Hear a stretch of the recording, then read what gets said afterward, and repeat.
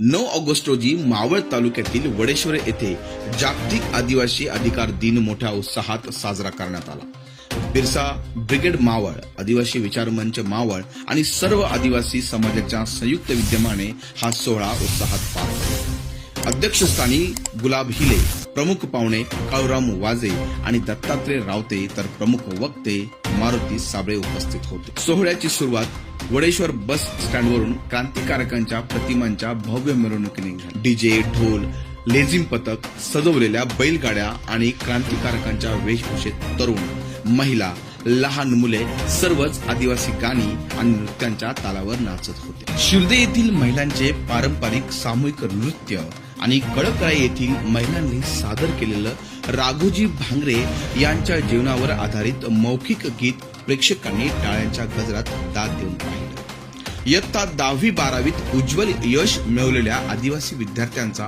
पुस्तक, प्रतिमा आणि ट्रॉफी देऊन सन्मान झाला।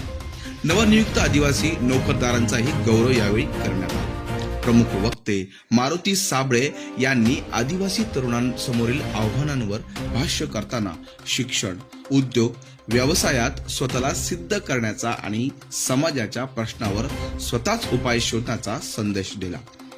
कार्यक्रमाचं स्वागत दत्ता चिमटे यांनी तर सूत्रसंचालन सोमनाथ हिले यांनी केले आणि प्रास्ताविक निलेश साबळे यांनी केले, तर आभार किरण हेमाडे यांनी मानले।